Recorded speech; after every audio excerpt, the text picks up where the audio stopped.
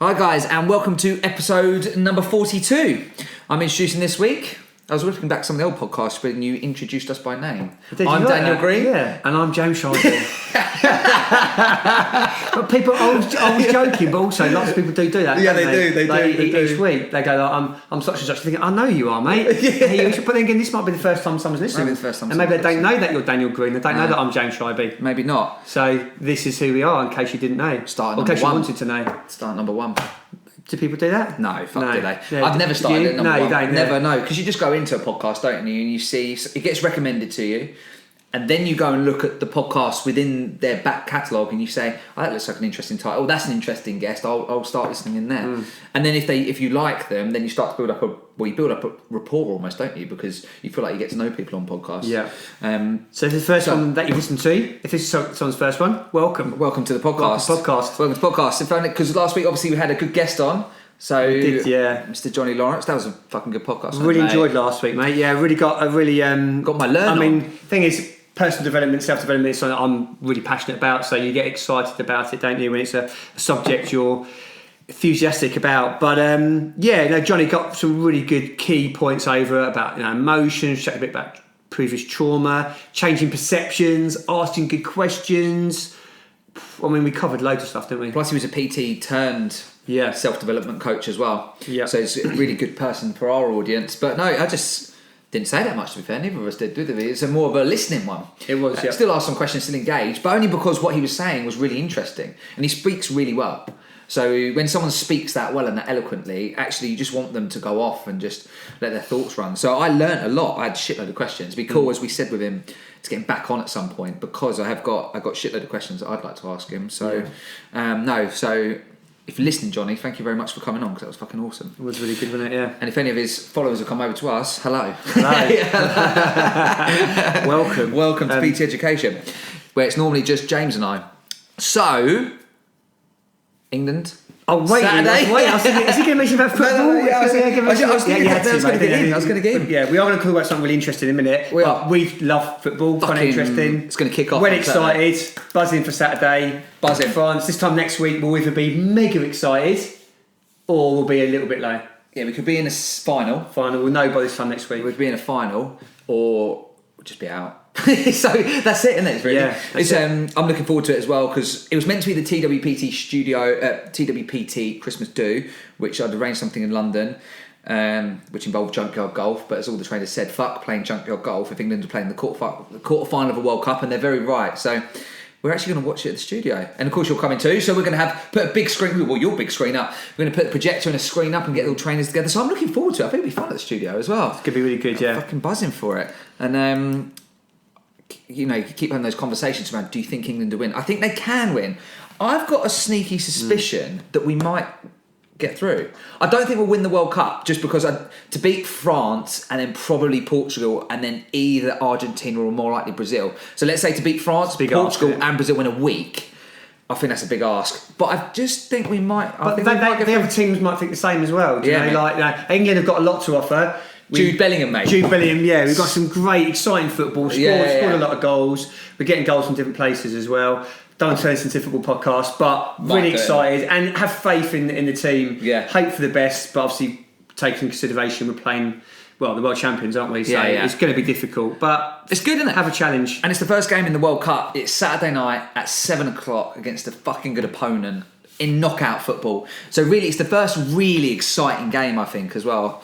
Maybe the last, but no, it's going to be really exciting. So I'm buzzing for that. I hope everyone else is. It's one of those times you get to the quarterfinal and even a lot of non-football fans watch this, because it's just a massive thing, isn't it? Yeah, it's definitely. just a fucking event. So everyone gets involved, and it's Christmas time. It's Christmas. We alluded to Christmas a little bit the other day, didn't we? It's a nice time of year. People go out more, socialise more, have a few drinks. I'm just recovering from a Christmas day a few nights ago, to be fair, mate. But it's a good time of year. Well, if England win the World Cup, it's going to be quite the Christmas. It's just going to be a massive 4-week piss up, isn't it? Yeah.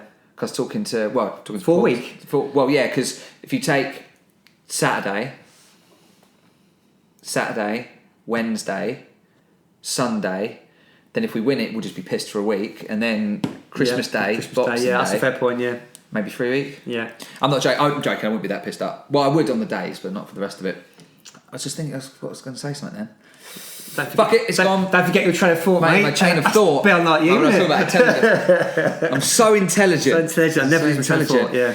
What was I saying? Don't know. There's too many thoughts. There's too many thoughts. Too much going on in your head, mate. Too much thinking. That's what it is, isn't it? Too many thoughts. So hopefully when we're on next week, we'll be looking forward to a World Cup final that England are in. To be honest, I probably won't watch it if England aren't in it. I know lots of people talk about the World Cup final, but it's like, I will watch it if I'm at home. I struggle, man. I'm a bit like a child. If once England are out, I struggle. I lose that enthusiasm, drop so much. But like, would you watch the Champions League on Sunday night? Yeah, no. Well, for like 3 years. So it's the same with like when Man United get knocked out or something. Yeah. I'm like a child. I'm like, I can't do football. And there's like, who won the FA Cup? Don't know. If Man United lose at the weekend, I don't even watch Match of the Day. I actually do that. Do Match of the Day? No, why? Because Man United lost. How about the other games? I'm not excited about football. It's like there was childlike, mate. Well, during the Fergie years, I watched Match of the Day all the time. Yes, because you used to win all the time. And it's like, and you'd be on first all the time. Match of the Day first. Yeah. Man United probably win the league. See you later.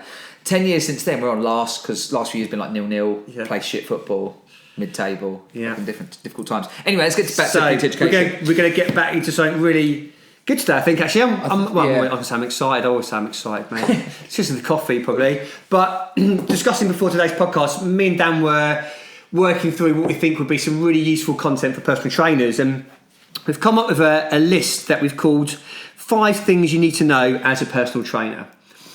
And these are going to be sort of based around some psychology, quite philosophical in some ways, rather than kind of like micro kind of. You need to know the difference between a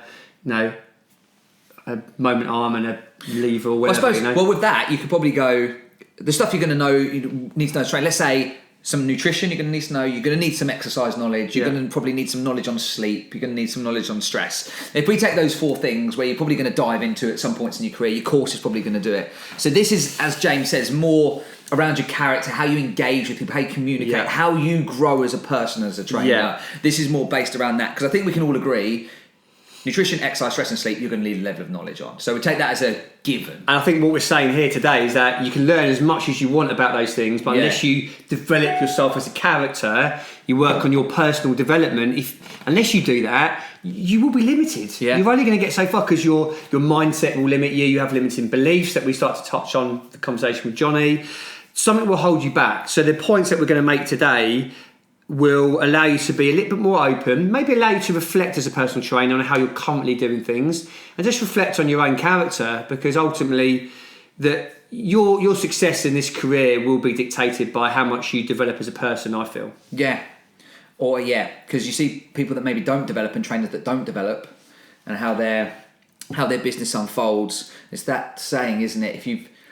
If you've been doing the same thing for 10 years, have you got 10 years experience or just 1 year on repeat? I think you said that, but I'm sure I've heard that as well. Or have you actually grown? So we're going to split this into 2 parts, aren't we? Because what we'll probably do over 2 episodes. We'll have a few more points next week. We've realised before this, the list went on and on. We're like, that's going to be a 5-hour podcast. So we break it down. We've got 5 points today. Whether or not we'll get through all 5, we will see. The way that me and Dan talk, probably we'll just get through 1 point. 1 or 2 max. But we'll get there. So number 1 is you'll never have all the answers.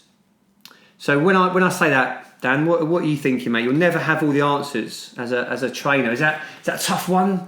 Well, not for me, because I do. But I understand for me immortals. No, it's a good point, because it's something when I was a young trainer, I tried to meet people's expectations that I would know everything about everything. I was telling you a story before we jumped on, which was someone asked me recently, I can't remember, they were talking about some sort of food, and they're like, how many calories is in that? Just like I literally would know every single food and exactly how many calories in that. It doesn't matter what your meal is. And of course, in reality, the things that we see eating quite often, a PT coach is probably going to have a rough estimate because you've eaten it and you've tracked it yourself. And I said, I don't know. Fuck knows. Put it into MyFitnessPal. But you know what I mean? Yeah. But back in the day, I might have felt like, this person is expecting me to know how many calories are in everything. I'm going to have to give them some sort of answer. Otherwise, I'm not living up to their expectation, or I'm not a very good personal trainer. Might make me feel insecure if I didn't know, and might make me feel better if I come up with some bullshit. And actually, it's just becoming completely comfortable if you can't know everything about everything. And you're going to need some foundational knowledge in areas, but just be open and honest with the client. And you can. One of the things I was taught early on in my career, but I was too young, so took absolutely no notice of it, was a coach was saying, what they do in that situation is they're just open and honest straight away and say, look, I don't know, but what I'll do is I'll go away, I'll have a look, I'll look at some good sources, make sure I get some credible sources, and I'll come back with a bit of information for you next week. First of all, that's probably a great answer. You're being honest with them. And then maybe you'll take it as a situation to learn, whatever that is, and just improve your knowledge a little bit, and that can be something you go away and look at. I ignored that and continued to blag for a couple more years, as you do when you're young. But so to me, it's important that you're honest with your client. You're comfortable in your own skin to know that you can't know everything, you won't know everything, and know where your boundaries are set. And if it's something you feel you should know, then maybe make a little note and think, I'm going to go and have a little look at that over the next few weeks and just see if I can increase my knowledge a little bit. So the next time someone asks that thing that I think I should probably have a better understanding of, I've had a look at it. Yeah, it might be like one of those foundational things you said earlier. Yeah. Might be something like anatomy, for example. Yeah. Clients come in, you're like, I'm not too sure on that. And you just need to go away and brush up on it, which is fine. But have the awareness and the work ethic almost to want to go and do that, if I'm honest. Because you can use it as a positive, can't you? Say, actually, this has just given me a little thing that I need to go and look at that. So spin it, rather than being like, oh, fuck, I don't know, that's really shit. Spin it as to, I need to have a look at that. Yeah. And sometimes I like to have a conversation rather than be the person that's got the answers. So let's go back to your calorie example. Oh yeah, I wouldn't know either. So I'm just I might say to my client, well, what do you think it might be? Because you're using Fitness Pound more than me at the moment, actually. What do you think? And they might go, oh, this glass of wine is X hundred calories. I'm like, okay, that's interesting, because they're the one. So I must throw it back on them a little bit and go, I'm not actually too sure. What do you think? And realise that we can just have a discussion about this. And I'm not the oracle, and I don't have all the answers about everything with health and fitness. And as I've got older, I've been more comfortable with that. Yeah. Probably because I've been more comfortable with balancing my ego out. When I was younger, to put some insecurity. I'm a personal trainer now. That ego is like, I need to have the answers. If someone tells me, if I don't know the answer, I'll just come up with fucking something. Yeah. and that probably wasn't the best way to go about it. And now just to go, great, this is where my knowledge is at. But even things that I'm more knowledgeable on, I still don't have all the answers about it. It could be like psychology or like personal development last week. It's great to hear other people talk about stuff. If my ego was so up there, it's only down there a little bit, I still struggle with it. Yeah. If it's through the roof, then last week's conversation with Johnny, what would I have been able to take on? Nothing, because I'll be like, well, I've got the answers, mate. I've studied personal development. Yeah. So you limit your own growth by not having the humility to go, guess what? Don't have all the answers. That's fine. I want to learn. I want to grow. I want to develop. But you won't know everything about everything. And it's such a key thing for trainers to acknowledge. And also, it actually made life easier. Because otherwise you're always stressful. It's a lot less stressful, isn't it? It's a lot less stressful. Going, you know what? Bullshit. Some of the bullshit sounds pretty good. I was saying to you before I was there, I was like, I got some bullshit. That sounded like it could be true. Fuck knows whether it is, because you just joined some dots. But actually that's stressful, and it's far better to admit and be comfortable with the fact that you don't know everything. And if it's something that you think should be within your realm, and that can be quite... That if you're honest with yourself and you think, I've just been asked a question there, and actually, do you know what? I think I should probably have a bit better knowledge of that. Then use that as a really positive tool to go away, and you know what your study is then for the next week. I'm going to go away and brush up on that. So you can use it as a real positive thing rather than constantly, because you can convince yourself then that you do have all the answers, because every time I ask you a question you come up with an answer. So you convince yourself that you do have all the answers, and then actually you meet maybe someone who is more knowledgeable, you get into a conversation with someone who's in the same field, and then that can be quite an uncomfortable situation. So actually being open and honest with what you don't know is as important as being open and honest with what you do know, I think. Yeah. It also keeps you in your lane, doesn't it? Yeah, I think to be in the position of a learner, a proper learner, you've always got to be a little bit vulnerable, to be honest with you, and go, you know what, I don't have all the answers, it's all right, I want to learn from you. And it could be another coach who's got more knowledge in a certain area than you have. Yeah. You've got to be a little bit vulnerable to go, actually, cool, I don't know as much about this subject as you do, so can you give me some advice or some education on this subject or this area? Not even just in personal training. The other podcast a few weeks ago, we chatted about in life, didn't we? Some people are going to have more knowledge than us in other areas of life.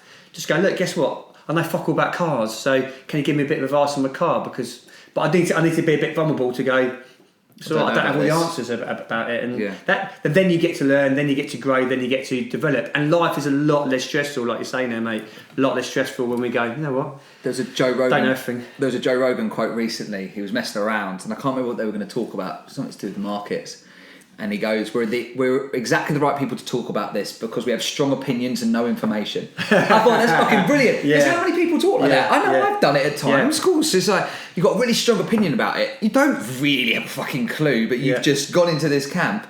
And how often do you see that on social media or on the gym floor? Strong fucking opinions, zero actual information. But they stand out the most. This is the thing, in the world of social media standing up, someone who's like, it is this, and they're so like up there. They sound so confident. You're like, oh, it must be right. Yeah. And someone else to go, oh, I'm not too sure. It could be this. It could be that. You're like, oh, is it? I want an answer. And we've said this before on previous podcasts, but the people who are kind of up there, sometimes with the bullshit stand out, but you get caught up with your own bullshit, can't you? Really? And again, you're going to limit your growth, and it's stressful to be having a narrative that is bollocks. So, bring yourself down off of your ego stool sometimes and just go, look, it's all right. Let's just have some discussions. And you can still be passionate and enthusiastic and sort of motivate people without having to, we're going to talk about later about being a robot, but you don't have to be that perfect person, I suppose. It's even more important, I think, it's important at all times, but even more important, if you're tutoring or educating someone. Because if you're tutoring, educating someone, and then you've come up with bullshit because you didn't have the answer, you're now telling them something that's actual bullshit that they're going to take away, and actually they might end up educating someone. But as personal trainers, we're educating, aren't we? We are. But even if you're a mentor or a teacher, definitely. But as a personal trainer, you're teaching your client something, and the information you give them can be really empowering, really useful. If you're telling someone bullshit, or you're just telling someone something so dogmatically, they could go away and start telling their family and their friends, and that can knock on. So as my beliefs have changed, and this will link us, segue to point number 2 actually, really well. As my beliefs have changed, I've had to be open to updating the conversations that I have, or just kind of help my clients grow and develop, to go, look, based upon what we know right now with science, this is what we know. And actually, I often go, my beliefs have changed, and what you're telling me now, I would have believed 10 years ago, but now I think this. And this links into number 2, which is actually to be brave and honest enough to be able to change your opinions, your beliefs and your perceptions over time, rather than just staying at this old version of yourself, which is really difficult. Hence why I've used the word brave and honest, because it's not easy to go, I'm a little bit different now, and I've changed my opinions, and what I said previously was to the best of my knowledge. I don't judge myself for where I was, because I was always trying to learn and grow, but I've changed and I think about things differently. If you can say that, it's probably a good sign that you have grown and developed, but it can be difficult to wrestle with, I think. You've got the 2 things in terms of this can be made easier as you move forward if you haven't become too dogmatic and fixed. Because if you go all in on a fad or an idea or what it was at the time, and you're all in with no 100%, do you think it's 100% right, can never be questioned, and that's how you do it at the time, that makes it harder later when things move on, more information comes out, and you've just updated yourself. You weren't wrong at the time, you just updated yourself. It can make it harder. Whereas actually the conversation, if you speak in the conversation along the lines of what you just said, this is the best to our knowledge right now, that leaves space for then you to move forward with that. Again, tell I'm a Joe Rogan fan. He had Neil deGrasse Tyson on, who's the I think they call him the space guy, but he's fuck me, what's the name of people that study space? Fuck me, what's the name of people that study space? I can't remember. It'll come back to me. He was saying that, but they were just talking about medical and scientific papers, and they were saying even over the lockdowns, one of the things that the information that the scientists were coming out with, they were sort of saying it as absolute fact. And he was saying retrospectively, if they'd have said, look, this is what we understand about COVID now, this is what we understand about the vaccines now, is the data's always moving because it's new, so we're not 100% certain. If they'd have said that, then as it moved quickly as it did, because things were changing, it was on the minute stuff, wasn't it? Yeah. They would have given themselves more backup, but because they said things with such certainty, knowing it wasn't certain, it didn't give them enough wiggle room to be like, actually it's changed, without looking like you didn't know what you were talking about. And it's the same for us on this little minute level with our clients. If we just leave that space for, this is what we're thinking now, this is what the data shows, this is what I've had success with, but I've already been in the industry 10 years and I know that can change, then that just leaves you the wiggle room that makes it easier to do that rather than boxing yourself in. Yeah, and also linking into that as well with all this stuff, these links these 2 points together would be changing strategies. So I'll talk about strategies with behaviour change and a lot in rehabilitation.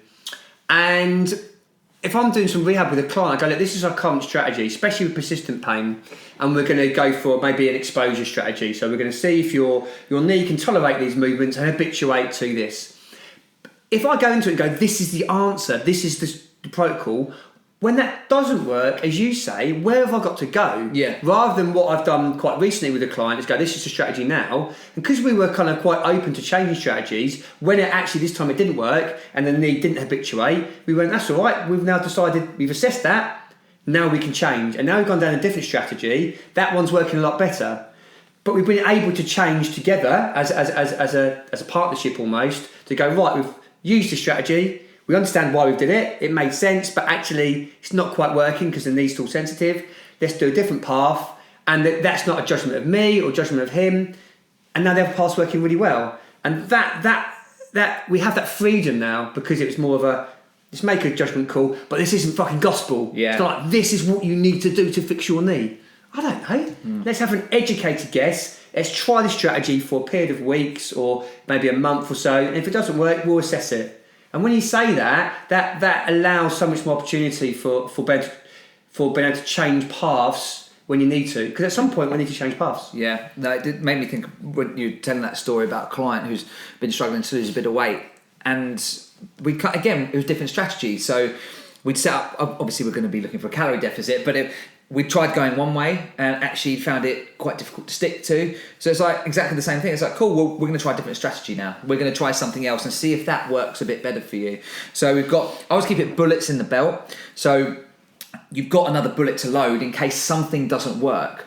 Rather than just throwing everything or only having one, it's let's just keep something back. That's why, like, you know, when you have got someone losing weight or you're doing your physique, it's like, don't put in all your different strategies straight away. Get one once you're working, leave something there so that when there is that 9 times out of 10, there's going to be some sort of plateau along the way. You've got something else to throw at it. But I like the word strategy because then, like you say, it doesn't box you in. It doesn't box you in. It gives you, and you can say, I've got multiple strategies and we'll go in what we feel is best. And if it doesn't work, we'll move on. But also the word strategy, what I like about it as well, is like, this is a process we're going to do for a period of time. Yeah. Because it's quite often to go, that's not working, I'll do something else. So it could be like in rehab again. Just because you've done 1 week of rehab exercises doesn't expect that you're not going to experience pain anymore. Yeah. So I often get people to stick with something for a period of time. Yeah. Because then we can assess it. And the analogy I've used for clients in business, they would talk about like marketing strategies. I'm like, well, you wouldn't do a marketing strategy for 1 week and 2 weeks and then go, oh, it's not working, fuck it. You give it a period of time to be able to assess and then pick out your data, pick out your sort of metrics and decide if it's working or not. Yeah. Same with fat loss, same with rehabilitation. But I don't think people think of it like that, especially in rehab. Yeah. They're like, oh, I've got the exercise for your VMO. Well, why is that going to work? Well, what's something magical? But it's sold as a magical pill. Yeah. And it doesn't work, so the client feels like a failure. This solution didn't work for me. What's wrong with me? It must be something more serious. No, that wasn't a solution. That was a strategy that was chosen for you. And guess what? There's a group of other strategies you can use. Yeah. That's amazing for clients to see that in fat loss and rehab, or even muscle building and exercise in general. Yeah. There's loads of different ways you can get someone to build muscle, isn't there? Yeah. And we don't have to be so rigid. If you don't do these exercises in this order, in this way, you won't get results. Well, maybe that doesn't fit in with the client. So it comes back to this mindset, mate, doesn't it? Of this open mindset. I think as coaches, the more open we can be, the better. But it is difficult not to get drawn down these paths and form these biases and then perform this dogmatic behaviour, which I've definitely been guilty of when I was younger. Especially when if people have something that works for the majority of people as well, then they create this bias that they found the way to do it. Yeah. I mean, in reality, if we're losing some body fat, especially if you're doing it for someone young and healthy, maybe a coach, you just put someone in the calorie deficit. We can dress it up if you want, but that's effectively what we're doing, right? And we're going to make sure they're still training hard in the gym to try and maintain as much muscle as possible. We're going to increase their protein.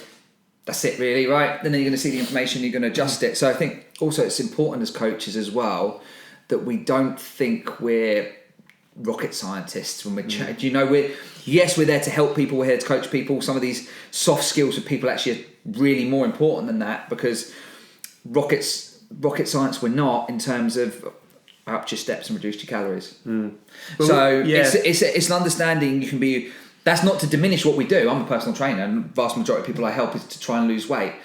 And most the skill set that I utilise now is understanding the person and what's the best way going to be for this person. But I think sometimes we can get carried away with the minutiae within stuff. And actually not look at the bigger picture. We've got way off the fucking point. That's fine, but it's a really important point to make about we can develop these confirmation biases. Yeah. And I was reading the other day about something called the narrative fallacy. So essentially we give ourselves narratives from our past into why things happened. Yeah. And you talked about this with our business as well. Yeah. And there's an actual fallacy, so it's a narrative fallacy they call it. And we can do that all the time with our clients. Oh, I've got results because of this and this and this. And we can give ourselves a bit of a story to build up the ego, to build up the bias, rather than going, okay, I've got results with some people. How about the people I didn't get results with? Oh, it's their fault. Well, no. How can we grow and develop? I don't want to repeat myself from previous podcasts, but the narrative fallacy is something we all do in life. We have to be. It's nice to study this stuff so you can start to be aware of the narrative you're giving yourself. And often, mate, it's bullshit. What's it? Bullshit, mate. What's it? I see it in business a lot. It's comfortable because human beings want to be comfortable, mate. Yeah. Today, you know what? There was some luck there, and it's not always planned as you thought it was. That uncertainty can feel uncomfortable. So we like to big ourselves up sometimes as humans. It's like when someone, I can't remember what it was. It was someone who's quite big on social media. I can't remember what field they're in, but they were basically saying, "Oh, I got got a lot of followers because I just did lots of content regularly." I was like, well, lots of people do lots of content regularly. So that's not the reason. It'll be one of the fundamentals. You work hard, you're producing lots of content, so you've got this consistency to it. But there'll be lots of people that do that. So yes, they're probably non-negotiables along the way, but it's not the thing. It can't be the thing because then everyone would have it. Yeah. So it's just an interesting, but that was obviously maybe retrospectively looking back and the things that they did. Well, some of that would have been luck. Whoever it was would have been entertaining because that's social media, right? You probably met some good people along the way. And then, of course, a bit like Johnny was saying last week, as he started to really get a good following now, more people reach out to him. So he was saying that someone, I can't remember I don't know, I actually think he said did he say the person? Who'd reached out from America to him. And he went on his podcast. Can't remember if he named the person. I have to look back. But he was saying that it was someone he really looked up to, had like 300,000 followers. I know who that is. I know who it is. I can't remember if he mentioned He did mention his name quickly, I think. Yeah. But he asked him, didn't he? He asked Johnny. And so all of a sudden you get the ball rolling, producing quality content, lots of content. He speaks really well. And people start reaching out. And you forget maybe those bits and you just think, oh, was it like... When trainers look back at how they've got to being like fully busy personal trainers, like that's all me. I did all of that. I created this. And so, well... I know the studio gave you about 70% of those clients. Yeah. So let's be honest. Yes, you retain them. Yes, you built a good business. And I'm perfectly honest about that within TWPT. I could easily retrospectively look back and say, I fucking created all this. I didn't start TWPT. And the vast majority of my clients came through TWPT. So not specifically through me, through it. And now, of course, from that, I like to think I've done a good job and I've retained them and I've got referrals through them. But I in no way dress it up that it wasn't what it was, which is I got an opportunity to work in a really cool place. It's what I call a balanced mindset. A balanced mindset is realising that we all have an element of luck. Maybe just the area you were born in, maybe some of the upbringing. And sometimes people like to think they might focus on the negative stuff, but use the stuff that you have got going for you and acknowledge there are, if you listen to this podcast, you're probably doing all right, aren't you? By listening to a podcast, you might have you've got some technology. We forget about all these things we take for granted in life, really. So we're all quite fortunate, first of all. And then we can then go forward and go, right, I've got some things going for me, but I've also done some things really well, and give ourselves some credit for the things that we've been successful on. We need a bit of both, don't we? Because we can create this kind of narrative where we've done it all ourselves, which is what you're saying, or we can create the narrative of I've just been lucky and actually, I don't deserve this. Yeah. Well, you do deserve it, and you have got some skills, and you have worked hard to get where you are. But of course, there's been an element of luck, maybe, and good fortune. You need a bit of both. Yeah. No one's successful without. Well, that's the point, isn't it? The one thing that no one seems to want to mention when they said where they got is luck. Well, there's this huge element of luck. You see someone's gone massive on social media just because one thing has gone viral. They pick up a load of new followers, and then opportunities present themselves, which is cool. That's how it works. You've been chipping away at something for years. Well, it's the iceberg analogy, so it happens in every sector, right? You've been chipping away for years, and then all of a sudden, something blows for you, and you get really good opportunity, and one opportunity leads to another, and all of a sudden you're growing. So, but what people haven't seen is the 10 years and all the hard work that's gone underneath, and all the times where you weren't getting much traction on what you were trying to do, but you had chipped away at it, you believed in it, you thought something that could be really good, and eventually, hopefully you get there. But what was the fucking point we were talking about? That was all come down. What was the fucking point? That's only point 2, mate. So point 2, so he's actually talking about being able to change your opinions and perspectives and beliefs and stuff like that, and not and sort of grow and develop. So we've actually, we've gone down a total different tangent there. I think we did cover it a bit at the start. Yeah, but, we did cover it. The point's there, then we fucking waffled off, but that's fine. Point number 3. Yeah, go on. Is if you go on, fucking hit me with it. Go on, hit me with it. I don't know if you're going to come up. I'm going to start talking about something else anyway. It's going to be some bullshit. But I'll talk about what I want to talk about, mate. So say what you want. So what I've written down here is, if you don't know what's got you to where you are now, you won't know how to get to the next stage. Yeah.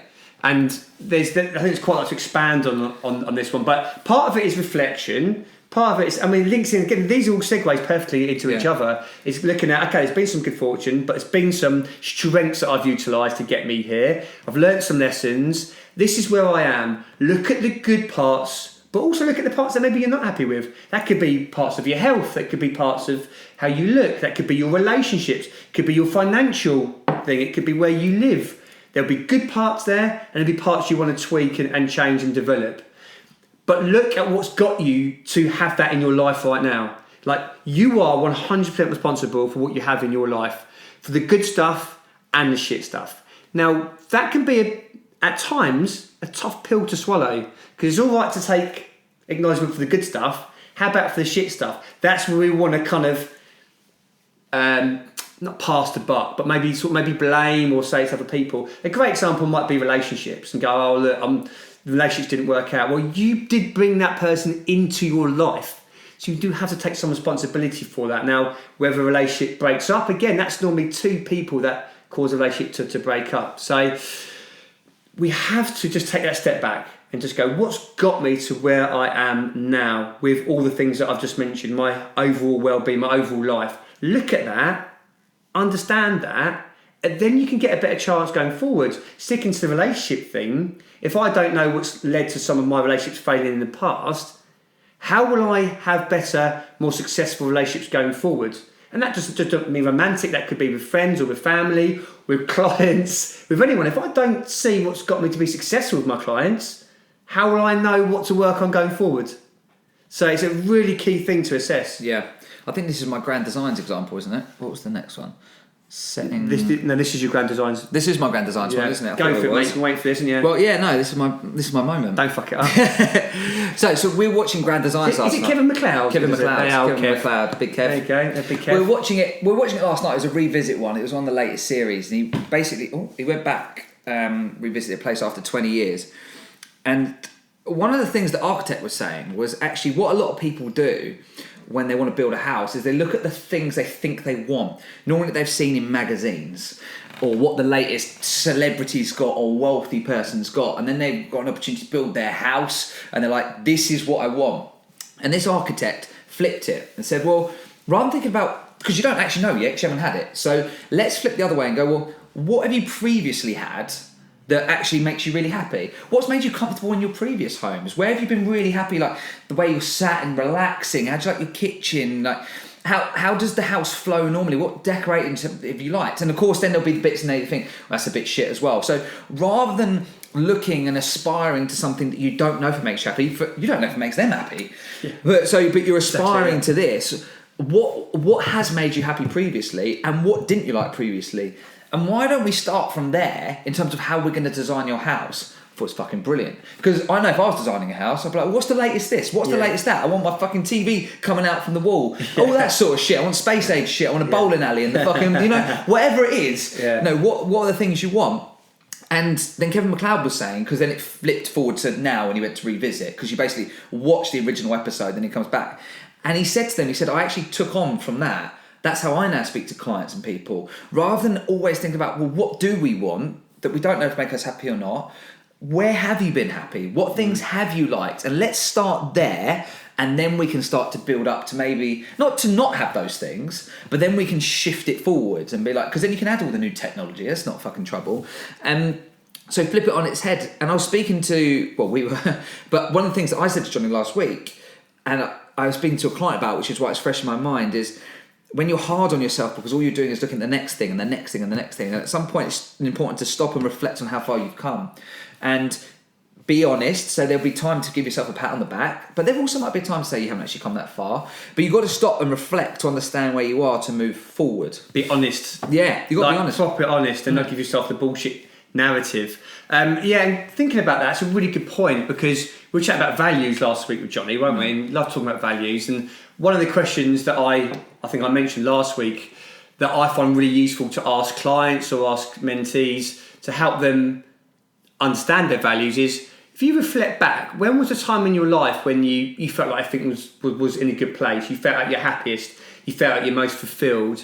And when people start to explore that, they go, I had this, I had that. And often it isn't those big material things. It's not like, I had a big fucking Beamer and whether they had those things or not, it doesn't matter. But what you're saying there is people think these things will make them happy, they don't. What do you really value? What's really important? When did you feel at your best in your life? And often it was with the simpler things, and you'd be like, well, actually, I just went on a lovely walk with a partner, or we're doing this with the kids. Just these simple things in life. You go, oh, that's a value. That makes me feel great. That brings me fulfillment and satisfaction. And this does link into point 3, where we do need that reflective lens to think, when have I felt in the best place in my life? And also currently right now, when there's things going on good, or if you're feeling good right now, what part of your life is causing you to feel good? And there'll be parts of your work, what's going really well with that? Your relationships, whatever, your investments, whatever you've got going on. Look at that. But also, like I keep kind of saying there, look at things within your business, because it won't all be good, it won't all be bad, but certain things you think, that is irritating me a little bit, that is bugging me, I'm struggling with the area a little bit, right, I need to work on that for, let's say, next year. How can I fine tune that? But if you don't stop and go, why am I struggling with that? I'm feeling a bit overwhelmed. Or what's got you to the place of feeling overwhelmed? I haven't been very organised, or haven't delegated stuff, or haven't worked much on my mindset. I don't really understand about overwhelm. Whatever it is, like we said last week, if you don't ask the question, how the fuck do you know how to even move forward? But as Johnny said last week, starts with awareness. And what all these questions are trying to do, but definitely, or this point, should I say, is trying to create awareness. What's got you to where you are now? Look at those strengths. A lot of people, I was doing some mentoring earlier, and I was talking a lot about character strengths and weaknesses. And I said, look, let's use your character strengths and fucking smash those. Let's make them the best authentic version of you. Because you've got strengths, I've got strengths, everyone has. Let's maximise those. Because we've got weaknesses as well, mate, haven't we? Yeah, obviously. Yeah. Obviously, mate. You have, mate. You got a few, mate. I've got a big list of your weaknesses, James. That's obviously, mate. That's how I wake up in the morning. I'm like, I've got weaknesses, but James, fuck me, he's got a list of weaknesses. But going back to the humility and the ego side of things, I think when I was younger, to almost admit to myself that I've got weaknesses, especially in areas that I thought I was good at, and then to go, actually, you know what, James, the identity you've given yourself, it's a bit flawed, mate, and you thought you were really good in this area. That was just an ego because of your background or because of things you've experienced. You thought you were good at that, and actually you were a bit shit at that. Yeah. Well, actually, you know what? You didn't realise that this area over here that you didn't pay a lot of attention to, you're a lot better at than what you realise, and the world is giving you feedback all the time. As a coach, you're getting feedback. It's not always direct feedback, but indirect feedback. You're getting that. Why are people staying with me? Is it because I'm doing this, or what am I doing well? Yeah. I think this is such an important point, mate, that I'm just trying to expand on today, because it's a bit of a game changer, I think. It is. It's really important, because if you've had a lot of people staying with you for a long time, then there's something you're doing right. Now, it doesn't have to be knowledge. Many times I know knowledgeable trainers that fucking have no clients, and I know trainers that maybe don't have loads of knowledge, have got loads of clients. And those people that maybe haven't got the best knowledge, there's some real positives in there, because you can always get the knowledge, right? Yeah. You can go and get that whenever you want. Like at the beginning, you can invest in a course, you can invest in a tutor, you can start reading, you can listen to podcasts, you can get that. You're doing the hard bit well already. Yeah. You're connecting with people. People want to spend time with you. People want to train with you. That's the fucking hard bit. Yeah. The other bit you add, it's one of the things down at the studios, I've said many times, we look for the person and a passion for what they do. Everything else can be taught. If you're a good person and you get on with people, it's a winner. So even if you feel you're a trainer, that maybe you have conversations, you think, fucking hell, I don't know much. but you've got a really good, strong group of clients who stay with you. So many positives to that. It's seeing that though, isn't it? It's seeing that it's the person that uses the education. Yeah. It's the person that uses the knowledge rather than just the knowledge or the science itself. Yeah. And when you look at this, it's important to identify, this is self-awareness, to identify your strengths, not other people, not trying to be like other people, and kind of identifying the best version of you. What's the best version of Daniel Green? Not, oh, you need to be like Bob over there. No, what's the best version of you? And then bringing that up. And that's the authentic you then, isn't it? And actually using your strengths. And then what you'll do is authentically apply the knowledge to the person in front of you. And that will work really well and click with the right people. And some people, it might not. And that's okay. They might be more attached to another style of coaching. That's fine. Goes back to humility and confidence. Maybe it's not for everyone, but once we're truly ourselves, what humility? Sorry, maybe our style of coaching. Sorry, yeah. I thought you meant humility is not for everyone. It's not, is it? Let's be honest, mate. It ain't for everyone, is it? Humility is not for me. Mate. That ain't for me. Humility. I looked at it. What's that? No. Sorry. I mean, if you the style of coaching. Yeah. That's checked out there for a minute. Like, humility is not for everyone. No, it's not for everyone, mate.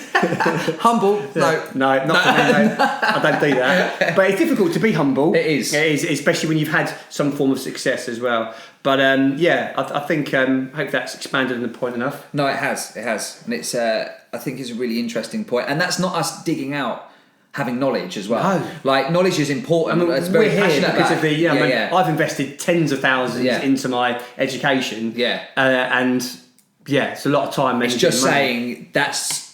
Being able to connect with people is super important. Basically, if you can bring the two together, what you're passionate about and progressing and investing in yourself to improve your knowledge in those areas, and then being able to apply it and being a person who people enjoy spending time with, want to train with and trust and can open up to, that's it really, that's the recipe. Yeah. It took me back to the video I put out yesterday from another podcast where basically I was talking about taking bits and pieces from other people but adding it to your own personality and way of liking to do things, come up with your own recipe rather than just copying someone. Because as I put in the write-up, it was like, if you're just copying someone, then you're always going to feel inferior to that person because effectively you're putting that person on a pedestal and saying they're raised the right way and I'm always going to do it their way. And also it leads you down into maybe not completely understanding the way they're coaching because it's not your philosophy, and maybe even studying areas that you're not that passionate about.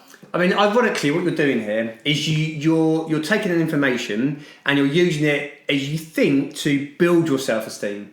But ironically, you're doing the opposite because you're maybe being someone that you're not, or you're passing education on that isn't truly authentic, or isn't even stuff that you might not even 100% agree with because you haven't thought about it enough. So actually, you're lowering your self-esteem. So actually, to go, right, I'm going to use this information the way that I feel is appropriate for that person, and then getting feedback and maybe some good validation and maybe some way to tweak it, that actually builds your self-esteem. So often we go the wrong way about it. But to emphasise the point, really, point 3 was all about acknowledging what's got you to where you're at, using a reflective lens, essentially to understand more about yourself. Yeah. That's really it in a nutshell. Understand more about who you are, what's got you to where you are in your whole of your life. Again, like I was expanding on it, not just in the coaching, but in with your relationships and with your, where you live and your financial situation, all of that. Look at the whole lot of it and take some responsibility and some ownership for it, and then think, what have I learned so I can move forward with it. So basically, just to confirm for this podcast, we'll come up with a point and we'll not talk about it at all. And then after bring us back to it, and sum it up because we've gone totally off track. Which we thought might happen. Yeah, we knew would happen. I think when we listen to it back, I'm sure it'll be relevant. It will be relevant stories. Yeah, well, of course it is, mate. It's all relevant, Dan. On each point, it's gone off on a... What are we talking about? So, point 4. Point 4, you ready for it? Yeah. We're not going to talk about it, but let's do it. No, I've thought of something totally different. Yeah. Point 4. So, it's about setting an example. So, I've written setting an example isn't about being a robot. Yeah. And I think for me, I was quite robotic when I first became a personal trainer. I was younger. I came from a very robotic kind of career before that, quite rigid. So for me, being a PT was being quite robotic, really. Yeah. And I would still go out and drink and stuff, but generally with my nutrition, very rigid, quite rigid with my training, and I'm still, focused on those things now, but I'm a lot more, maybe a bit more laid back about it, and I'll talk to clients and go, look, sometimes I have to miss workouts, or sometimes I don't get my diet right, and sometimes your sleep's not optimal, or sometimes I'm hungover or whatever, and I'm more open about that stuff now because my life values have changed a little bit, so I'm a bit older now and my life looks a little bit different, but also again going back to the humility and the ego, I suppose, again, it's been an underlying philosophy of today's podcast, I think, but I don't think it's the best example to show your clients personally, message is a personal thing now, my opinion I suppose, to make us look like the perfect individuals that, never put on too much body fat, or always get the training perfect, or never pick up any injuries or pain, never have any mental struggles, always react perfectly to their emotions. We don't, because we're human beings. And I think becoming more human is a really important thing for building connection and trust. And I know you're going to agree with this point, mate, but it's easy to come across quite robotic, I think, at times. I think it can be bad in both ways as well, because on the first way, creating this unrealistic picture for a client that they then can't live up to and shouldn't want to, but maybe you're putting it across in the way this is how you should live, if it's going to be best for your health, but also it might not be that great for the trainer trying to put it out there. First of all, maybe they're not, and then that's creating an unrealistic thing where actually they're not even living like this anyway. They're just making out they are. Yeah. So it's fucking. I saw you stumble out of PP last week on a Thursday. Yeah. But the other thing is maybe they are trying to live up to this robotic lifestyle, and that's creating unhappiness because they're not able to do other things they enjoy, such as socialising, out with the family. Maybe you do go to an event on a Wednesday night and you go to the theatre and you get home a bit late and you had a couple of drinks, you've got a client at 7, but we've all been there and you can still get yourself through it. I'm not saying you rock up smashed up for clients every morning, but it's a special event and you go up and I won't do anything during the week, I won't do anything that interrupts my out of sleep, I will not drink anything. Now if that's how you want to live, that's fair enough, right? If that and you're happy with that and that matches your values, cool. Yeah. But if you're not living like that but trying to portray you are because you think you should because you're a personal trainer, unfair on your clients and not true. And unfair to you. Unfair to you. But if you flip it the other way, let's say you are living like a robot, but you're unhappy because there's other elements of your life such as social and just a bit of freedom and just being able to enjoy life for what it is. You don't do that because you feel you shouldn't because you're a personal trainer. That's going to be detrimental to your health and growth as well. So if that is how you want to live and genuinely how you want to live, health is the most important thing and you're not going to strive away. I mean, for me, social interaction is a big part of my health. I'm happier when I'm socialising with people. Exactly. Like we go out for a few beers or we go out for dinner with friends or go on holiday. We've got a couple of stag do's next year, I've got weddings to look for. That sort of stuff, that makes up a big part of making me happy because I enjoy those things. So let's say I decided that I needed to be more like a robot because that's what a personal trainer should be, and I started to implement that lifestyle, I would become unhappy. And so even if I portrayed it as I'm happy and this is the pinnacle of health, I would be unhappy. So you can come at that from a few different perspectives, can't you? Yeah. It's different if you're but even like athletes now, you see like footballers and people we see more of what they do now anyway, but because of social media, but they still go out for dinner, they still enjoy themselves, they still do social events. So I think it's really important for overall health. It certainly is for me anyway, that I keep those things in that make me happy. Yeah, it comes back to understanding your values again, doesn't it? Yeah. And we keep banging that drum. Yeah. But it's and we will keep going, mate. I will keep banging that drum because your behaviour should be dictated by your values. And we mentioned in last week's podcast, a lot of people's values are based upon what other people value rather than what they value. Yeah. So again, this is all connected today. You've got to be brave and honest enough to go, I value this. Okay, I value my health and I value a part of that is my social interactions. Cool. And do you like to have a drink with your friends? Yeah, I do. Great. Well, then do that. If you value it, do it. But also if you don't want to go out and socialise or you don't want to have a drink, that's also okay. But that's got to come within you. You've got to take yourself away from social media, take yourself away from your other friends and influences and ask yourself some questions. You have to. Otherwise, the answers you give, mate, are going to be very surface level and they're going to be massively influenced by what your mates are doing in the gym or what you think he's doing on social media. And that's not you. Okay, they might influence you and they might change your perspectives, but what do you want? What do you value? It's very easy with this set an example thing to start to put yourself on this kind of pedestal, isn't it? And that's not a good place for anyone to be. We've mentioned it so many times in podcasts. No one should be in a pedestal. It's just not healthy. It creates a quite unhealthy dynamic in any type of relationship. Rather than a healthy relationship is two people on the same level. You know, I'm not in charge of you. I'm not your coach. Well, I'm going to tell you what to do in life. We're going to have a conversation. We're going to get on well, and I'm going to understand what's important to you and your values. They might be different to mine. I'm not trying to pass my values on to you. Yeah, I'm not this robot to go, your values should be this. Because also, you might value health and fitness, and I might value health and fitness, but how you fulfil that value might be totally different to how I fulfil that value. It's so easy to be like, oh, you value health and fitness, so Dan should be doing that. Well, no, what does that look like to Dan? That is a value to him. Well, is it really a value? Yes, it is.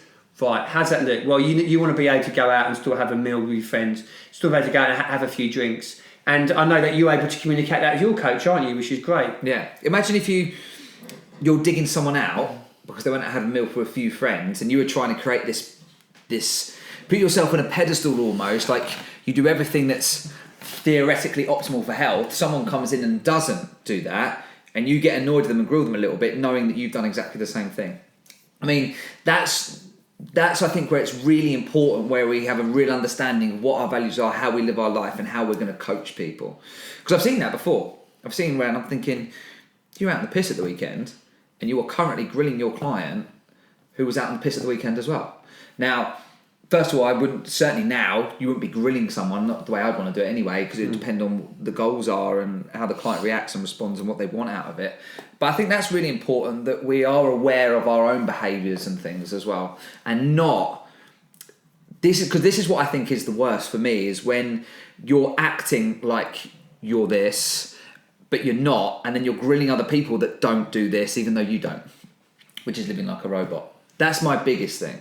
So I think it's just being open and honest with yourself and what values you have, and being open and honest with your clients as well. Like you say, I didn't get enough sleep last night. All right, when I had a few drinks last night. Yeah. Obviously, if it's happening every time, then that's a slightly different conversation. But again, it's being balanced with what you want to do. Like this Saturday, going to watch football, going to have a few beers. Yeah, so, I mean, I went out Tuesday night and I worked Wednesday. Wednesday night. Yeah, and I did, and I definitely drank too much, but I made sure that drank plenty of water, and if anything, I was. Better. My session, I was so worried about not delivering good sessions. I kind of almost over delivered. I was so up there, drank an extra coffee, and actually the sessions were really good. Yeah. And I didn't have much sleep, but it's one night, it was fine. And I had a really good night and enjoyed myself. But I was open with my clients, and I didn't go in all tired and I'm hungover. I was like, don't feel great, but actually extra coffee, suck it up, and I was fine. But I had to be honest with myself. Yeah. Don't feel sorry for yourself. No, and also reflect on that and go, James, did you let your standards drop? Because if I did, then that's not fucking acceptable. Yeah. It's not like, oh, I've got my values. It should not knock on your coaching. Yeah. If it does, be honest and go, right, next time I need to change the balance. Either don't go out because or it's a high value to me to be a good coach. Yeah. I don't just want to go through the motions. Go for the motions. Going on that, you would link it into a little bit as well, is kind of people when they struggle with their behaviours. And you were saying about grilling there. I think the most healthy thing is just to understand why. Yeah. With our own behaviours. Well, why is it important to me to behave like this, or why are these values important to me? And then with clients, like, okay, they went out drinking. Well, cool. Just understand more about the context. And often, especially this time of year, clients are loving it. They're out drinking. They're like, great. Is there anything you want to change about it? They're like, no. I'll be honest with you, James. We're going to be going out 4 times this week. It's the fucking World Cup and it's Christmas, mate. Which is fine. Yeah. But sometimes clients do say, you know what? I don't want to put on loads of weight this month. We have a discussion around, okay, we can have a few strategies here, because caning it all the time, this week or this next few weeks, you are going to put on weight if you don't want to. If you're saying that's the result you want, then we do need to balance out the behaviours and the expectations. Yeah. If you change your expectations and go, be honest with you, mate, you are going to put on some weight because of what's going on, or we balance out the behaviours to make them more in line with what you want. That's a discussion, and that's a conversation rather than this is what you should be doing. And as personal trainers, and this links into part 5 as well, mate. It's segues today. It's just like, and it's not even fucking plans. I love those. Yep, segues. It does, mate. But it's easy to kind of not look at ourselves really, and it's easy to kind of focus on giving others advice rather than thinking about the advice that we want to give ourselves. Yeah. And point 5 is essentially that it's easy to give out the advice and go, right, everyone, here's this. Well, what do we want to do? You know, and again, it does segue perfectly. Like sometimes we need to take some of our own advice as well. At times. Well, I jumped off a call with Paul earlier. We were just talking about how things have gone so far. I'm coming into Christmas. And obviously, if England do well in the World Cup, we've got the TWPT party / World Cup anyway. But if England do well in the World Cup, there's going to be a couple more. Well, Wednesday night, as we were talking about before this, I'm going to be working Thursday, so it won't certainly be a smash up, but maybe a couple of beers. But then Sunday, if they're in the World Cup final, it will most certainly be a smash up. So is that conversation? We're having a bit of a laugh together. It's like, done fairly well, got to where I wanted to be ish. And it's like, look, if England don't get in the if England get knocked out Saturday, it's like, actually, I'd really like to get stuck into those 2 weeks before Christmas, get maybe a kilo, maybe another kilo and a half off, and then I'll come into a really place ready for my prep, sort of, not photo shoot prep, but where I want to get to in the start of next year. However, if England do get to the final, it's going to look slightly different. Yeah. We're open and honest with each other. Paul and I have got, right, cool, this is a strategy. If it goes this way, this is the strategy. If it goes this way. And that's cool. So I'm certainly not going to miss out on a World Cup final. Being with friends and socialising for that, and it's just being open and honest. But then Paul and I have got an open and honest relationship where we can have that conversation. So important, mate. If you felt you were going to be judged because your trainer has decided that by Christmas you have to be at 70 kilos, let's say, but you've got the World Cup coming through, and you're thinking, well, I'd really like to go out with my mates and enjoy the World Cup. It hasn't happened since 1966, if it does happen at all. So if it does, then what are you going to do? And I was talking to a client the other day. We were talking about the World Cup final, and I said to him, let's say England get the World Cup final. Let's say they're playing Brazil and Harry Kane scores in the 90th minute to win the World Cup. World Cup final. Where would you want to be? Would you happy being at home with a water? And if the answer's yes, fine, crack on. No, sit at home with water. I won't be. No. I definitely won't be, mate. Well, the thing is, isn't it? It's a, and it can be whatever you're passionate about. But at that moment in time, if Harry Kane and I was here with a water on my own, I don't know what I'd do because of the excitement. So it's like in that moment, and does it? So I go into Christmas a kilo heavier than where I wanted to be, but I got to be in a really good environment with friends at a really cool moment. And so I thought that was just a really good question to go, well, where do you want to be in that moment? And if you're like, do you know, I want to get this weight off, and I'm not that fussed, and if they score, great, but I'm quite happy being at home watching that. Awesome. But if you're sat at home with your water and that happens, Harry Kane scores a last minute winner in the World Cup final, and you're just sat there thinking, I really wish I was somewhere with a bit of atmosphere. Ask yourself the question and be honest with yourself and have your own answer, and then follow that answer through. So Paul and I discussed it, and I said where I would be, and it was just, but he's left that relationship to be open and honest. And me being a coach, and I'm in my 30s now, I'm more comfortable to be, this is the way it's going to be anyway, and it's more about strategy around that. You know, if I was a 25-year-old coach, and maybe with Paul I was thinking, I really wanted to think well of me, and this is what I thought he might think, then maybe I might give him some bullshit. But, you know, and I probably would have at 25, but now I'm 33. It's like, look, this is what's going to happen, and we can come up with strategies around that. What was the fucking point? I don't know what fucking points are, mate. I've got loads to say though, mate. What's the point? We're doing a podcast here, Dan, and 5 things. What did I take it from, though? So it was easy to give advice rather than to take. Well, yeah. So that comes to the point where me and Paul having that conversation, and then me being able to pass that advice on. Because if that's my advice, if that's the advice that Paul's given to me, then when it comes to clients, it's important that I'm open and honest and that conversation with them around, well, they might not ask my advice. A lot of my clients aren't asking my advice about that Sunday. If they're in the World Cup final, they're going to fucking do what they want, and quite rightly. So don't then offer advice of how to manage it. And I'll take you to one more point before I let you take over, mate. Christmas guides on Instagram. Did someone ask you for rant time? Did someone ask you for a Christmas guide? No. Well, why are you giving them a Christmas guide? I think most people understand, look, Christmas is probably going to be, 3 or 4 days maybe Christmas Day, Boxing Day, maybe New Year's Eve, maybe a little bit of eating in between. You're not going to put on that much weight, and if you do, go back to normal. In the first couple of weeks of January, it'll come back off again. So that doesn't really need much guidance. It just means, do you understand as you go into Christmas, you might put a bit of weight on? Are you comfortable with that? Yeah. Can we get it off pretty easy in January? Yeah. Awesome. That's the guide. It's an interesting thing. I don't know whether it's just something where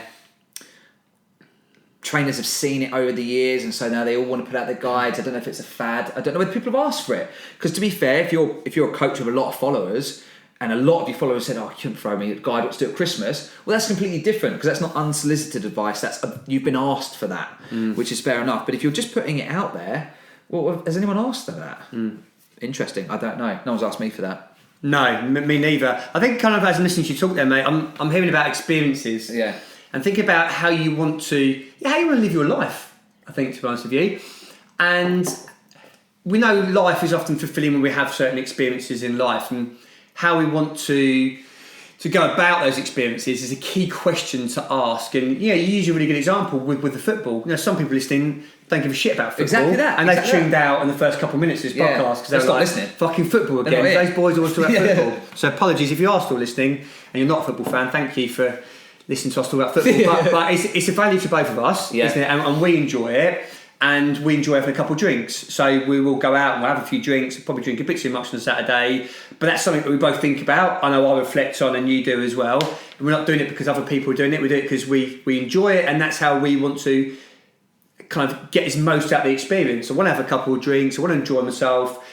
Not that I can't enjoy myself another drink, but generally that's just how I want to. That's how I want to experience that event. Yeah. How someone else wants to experience it, it's down to them. But the point we are making is just have some awareness. Yeah. Don't go along with the crowd, but then don't not go along with the crowd either. Because it works both ways. People are so wanting to not go along with the crowd that they go the other way and miss out. So that's why I think that's why it just came to me during the thing. It's like, it's the extreme moment, it's the last minute winner or whatever, but where would you want to be? And ask yourself the question, and then it's like... That's a good way of doing it. What it is, yeah. Was to go in the future. Yeah. And I mentioned this about, it's a bit different, but it's about dealing with difficult situations. And if I'm in a difficult situation in life, I do like to sometimes just fast forward and go, how would I like to reflect on this time about how I coped with this situation? Or I'd like to make sure I'm resilient. I'd like to make sure I didn't do anything fucking stupid. I'd like to make sure, I kept myself together. I kept hold of my health. I still did a good job with my clients. I say it to myself, so I'm always thinking about the future James and how we'd look back. That's exactly what you've done there, mate. Is go, well, what's the future self look back on this moment? Are you going to be bothered about having a few extra 1,000 calories? You're not going to give a shit about that in 5 years' time. What you probably will care about is that experience that I've had that will last maybe for, especially some of the, not for everyone, but for you and me, the football stuff. We'll remember that, won't we? Forever. Those experiences you remember forever. Like, well, that's a big thing. Well, how do I want to get the most out of that? Because I won't care about the hangover in 5 years' time. No. It's one hangover. Yeah. Okay, I'll spend a couple of quid on drinks and, I'll have a few extra calories. I won't give a shit about that in 4 or 5 years' time. But I'll tell you what I will give a shit about is that experience and those memories with good friends and stuff like that. So I assess that, and then that will dictate how I choose to behave. Yeah, I saw it just made me think about it when you're thinking about talking to your future self. I saw a post from Skinny Gaz from Triage Method, and he was talking about what you want to want. It's completely, I've gone off the point of this, but I've done that the whole fucking podcast. But he was talking about what you want to want. So he's talking about what you want to do, but what would you want to do? So let's say, good example for the gym is you're sat on the sofa watching the TV. It's time to go to the gym. Now you want to sit on the sofa and fuck off the gym.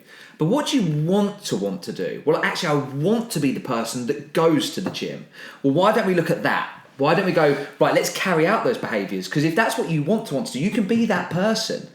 But it's being honest, it's going past the want and on to the next stage. Because if there's something you want to change, that initial want might not be the original one. I mean, I'm sure you do it yourself. Sometimes I do it. I come home on a Saturday.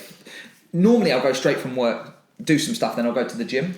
Every now and then, though, it's just the way it worked out. I'll come home and I'll be sat there on the sofa and I think, God, fuck, I just want to sit here. But I don't. I want to be the person that goes to the gym, so I go to the gym.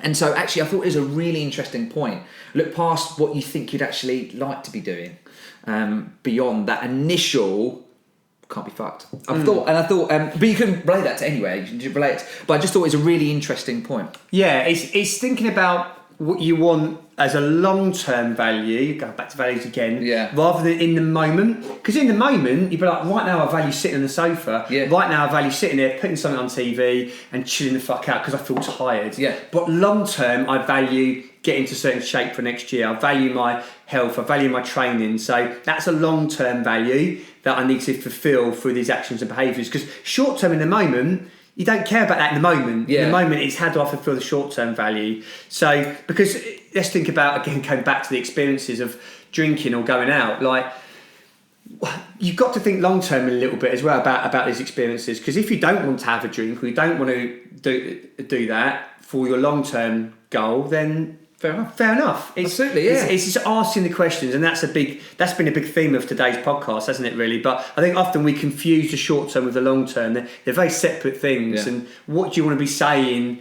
over the next few weeks and months or years about your experiences, or about your training or what you're trying to achieve with your business or whatever? Think about that, and then try. None of us are perfect. We're all going to have times where I think, I feel fucking knackered today, and maybe I'm not going to go to the gym. Don't beat yourself up about it. Let's not put anyone on a pedestal. I've missed sessions before. I'm a bit like, I feel fucked today. I'm not going to train. Doesn't happen too much, but it has happened. Yeah. And we don't always get things right. That's okay. Let's put that out there. That's maybe you did get it right. Maybe you were right not to train in that moment. So maybe you didn't. Exactly. Maybe it was right for you just to go. Actually, do you know what? I'm not training today. Yeah, and actually maybe I felt more rested and recovered. Yeah. So on Monday I felt a bit stronger. Yeah. So it's that self-awareness and trying to get that those behaviours about right. But the point I'm trying to make is that we don't always act perfectly in alignment. And I might say to myself, you know what, come 10 o'clock on Saturday, I'm not going to have any more drinks. It comes 10 o'clock on Saturday, I've had a few drinks, I'm like, I'll have a few more, mate. You know, and that's okay. And I won't always act, I might wake up on Sunday morning not feeling as good as I want to. I'm not going to judge myself for that. I'm not going to judge myself for trying to be this kind of perfect person and always act in line with my long-term values, because I won't always get it right. That's okay. Let's take the judgment away from it as well, especially with personal development and values and all things which we talk about. I think sometimes it can come across very much kind of like, I must get all this perfect. You won't always. We talked about emotions in last week's podcast, and I've mentioned emotions before. You won't always react perfectly to your emotions. You just won't. But through hindsight, you'll get better. And as I commented last week, I said, look, I'm not perfect, but I'm better than I was 5 years ago at how I cope and manage with my emotions. That's all I can do, rather than saying, God, I'm talking about emotions. I do education on emotions. I should be bloody brilliant. I put that pressure on myself. And what I always do, especially on podcasts or in education that I do, especially around this stuff, I always put my hand up and go, look, I'm not perfect. Please don't put me in a pedestal. I don't. I don't, James. I've seen what you like, mate. I've known you for long enough, mate. But I'm not. And that's key. That I think that's one thing that we try and get across with PT education, isn't it? It's this realistic way of being a trainer isn't to be a robot, isn't to always be perfect. And we will make mistakes and fuck ups along the way, and that's okay. That's allowed. Just to flip it though, caveat, as everything is caveated. Come January, I'll be flipping that, because actually we've got Christmas and we've got the World Cup, but come January, I'm doing this prep to get into shape for Stag Do next year. Then there will have to be some compromise in terms of social for me. Well, not social, just as much. That isn't flipping it. That you're basically acting in alignment with your values again. Well, yeah, I am. So I suppose flipping it in terms of how I fulfil those values.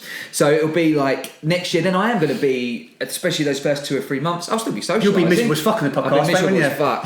How you doing, Dan? No, mate, I'm not going out and drinking anymore. I'm not socialising. I look great. I've got the camera. I can see my low rabs.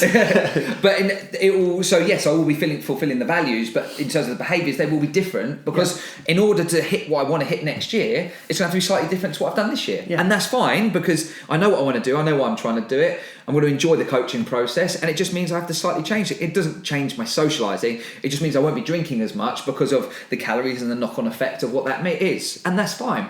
And then so the values, as you say, I'll still be fulfilling my values. They'll just look slightly different and require slightly different behaviours. I think that's where we struggle.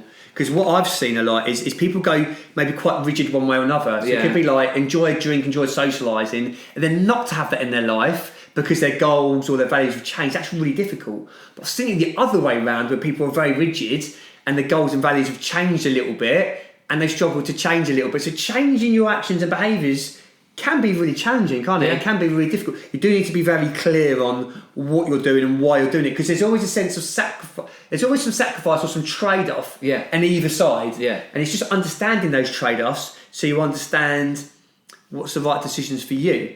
And that's kind of it's almost a big philosophy, isn't it, of PT education, personal development stuff. It's like, it's about you. It's about the people who we coach and mentor. Like, we want what's best for them, not what we think they should be doing. No. It should always be, it should always be based on your decision. And following your values and not being drawn down paths into other things, which is very important, especially for the World Cup. So we had 5 points in there that we didn't really talk about, but it's cool. No, we did. I think when we listen to it back, they'll be more relevant. The points are very relevant. I think our stories, each of them, were relevant to each point anyway. Do you want me to summarise them? Summarise them, mate. I will summarise them. So, to summarise, so point number 1 was you'll never have all the answers. So we went and talked a little bit about ego, humility and stuff like that. Point number 2 was to actually be brave and honest enough to change some of your opinions, change some of your beliefs and your perspectives, and maybe not go back to the old version of you as you're developing. Maybe keeping more of an open mind, not getting too dogmatic with where you are now, because that process actually becomes even more challenging. Yeah, definitely, mate. Point 3 was if you don't understand and acknowledge what's got you to where you currently are, you'll struggle to know what the best path is going forward or how to negotiate that path going forward. So learn about yourself by reflecting on what's got you to where you currently are with all the areas of your life, not just your business. Yeah. Point number 4 was setting an example isn't about being a robot. And we talked about that quite a lot. And point number 5 was it's easy to give advice, but sometimes hard to take our own advice. Yeah. So we've got another 5, haven't we, next week? We'll come up with another 5. So we'll make them up. Yeah, on the spot. About 20 minutes before we jump on, we'll have a coffee and make some up. And then I've got to ask him yet, but we've probably got a guest on the last one before Christmas. Yeah, we'll make a fun Christmas podcast. He's hilarious. But I've got to ask him first. Yeah. So I haven't asked him yet, but it's one of the trains from the studio, so I must ask him. But next week we'll come up with another 5. James will talk about them, and I'll just talk my own stories, mate. You just say what you were saying, when you ignore my points. I'll go at my point, and hopefully this might not age particularly well. Hopefully we'll be in a final of a World Cup, but we'll fucking see, eh? We'd have to be. If me and Dan are depressed next week. If it's cancelled next week, then it's because it might be because we're in the final. Actually. Yeah. If we're not in next week, it's because we'll still be pissed. So we've got quarter final this week. Semi final on Wednesday if it happens. Hopefully we're in the final by the next time we speak to you. But we'll catch you guys then.